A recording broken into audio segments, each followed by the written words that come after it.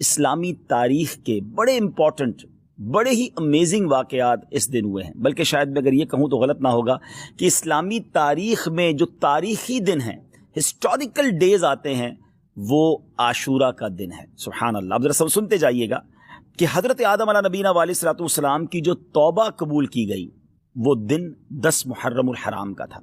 حضرت آدم کی جو پیدائش ہوئی، دا برتھ ڈے آف سیدنا آدم علیہ الصلوۃ والسلام، وہ بھی 10 محرم۔ اسی دن انہیں جنت میں بھی داخل کیا گیا۔ اسی دن عرش، کرسی، آسمان، زمین، سورج، چاند، ستارے اور جنت کو پیدا کیا گیا۔ آپ سوچئے کہ بیسکس آف دا ورلڈ جو ہیں وہ 10 محرم والے دن پیدا کیے گئے ہیں۔ سیدنا ابراہیم علیہ الصلوۃ والسلام خلیل اللہ ہیں، آپ کا جو برتھ ڈے ہے، آپ کی بھی جو پیدائش کا دن ہے، وہ بھی 10 محرم الحرام ہے۔ پھر اسی طرح اسی دن حضرت ابراہیم علیہ الصلوۃ والسلام کو جو آگ سے نجات ملی تھی، جو آگ گلزار بنی تھی، وہ بھی 10 محرم کا دن تھا۔ یہی وہ دن تھا جب حضرت موسیٰ علیہ نبینا علیہ الصلوۃ والسلام اور آپ کی امت کو نجات ملی اور فرعون اپنی قوم سمیت غرق ہوا۔ حضرت سیدنا عیسیٰ روح اللہ علیہ نبینا علیہ الصلوۃ والسلام کی جو پیدائش ہے وہ بھی 10 محرم الحرام کو ہوئی۔ جو حضرت عیسیٰ علیہ الصلوۃ والسلام کو آسمانوں پر اٹھایا گیا، ناظرین،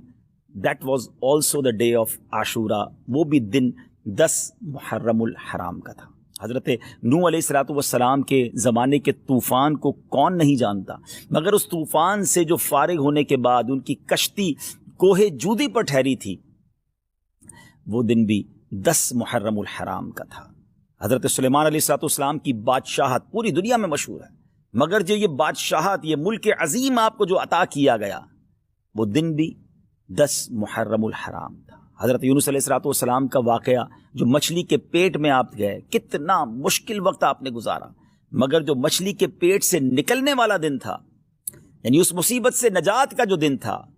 وہ دن بھی 10 محرم الحرام ہی کا تھا۔ حضرت یعقوب علیہ الصلوۃ والسلام کی بینائی کا جو ذوف دور ہوا، آپ کی جو بینائی کم ہو گئی تھی، اور جو پھر اللہ پاک نے اپنے کرم سے، بہت طویل واقعہ ہے، قرآنی واقعہ ہے، کہ آپ کی بینائی کی جو یوں سمجھے کہ تکلیف تھی یا بینائی میں جو کمزوری تھی، وہ جو دور ہوئی، وہ دن بھی 10 محرم الحرام کا تھا۔ حضرت یوسف علیہ الصلوۃ والسلام کی ہسٹری جنہوں نے پڑھی ہے، انہیں معلوم ہے کہ آپ کو گہرے کنویں میں ڈال دیا گیا تھا، مگر اس گہرے کنویں سے جو نکالا گیا، وہ دن بھی 10 محرم الحرام کا تھا۔ حضرت ایوب علیہ الصلوۃ والسلام کے صبر کو، آپ کی تکلیف کو، آپ کی بیماری کو آپ جانتے ہوں گے، آپ نے پڑھا ہوگا کہ ان کے ساتھ کتنی پرابلمز تھیں، مگر اس تکلیف کو جو دور کیا گیا، وہ دن بھی 10 محرم الحرام تھا۔ ناظرین، دنیا میں بارش جو ہے وہ ہماری لائف کا سبب ہے، پانی کی ایک ہی سورس ہے جو اوپر سے اللہ کی رحمت سے برستی ہے، اور وہ بارش دنیا میں جو سب سے پہلی نازل ہوئی، وہ دن بھی 10 محرم الحرام کا تھا۔ یہ بھی یاد رہے کہ اس 10 محرم الحرام کا روزہ پچھلی امتوں میں مشہور تھا، اور یہاں تک کہا گیا کہ اس دن کا روزہ ماہ رمضان کے روزوں سے پہلے فرض تھا، پھر اسے منسوخ کر دیا گیا۔ یہ تقریباً میں نے آپ کو 24 واقعات، انسیڈنٹ اور ایونٹس بتائے جو اس دن ہوئے، اور 25واں پھر وہ واقعہ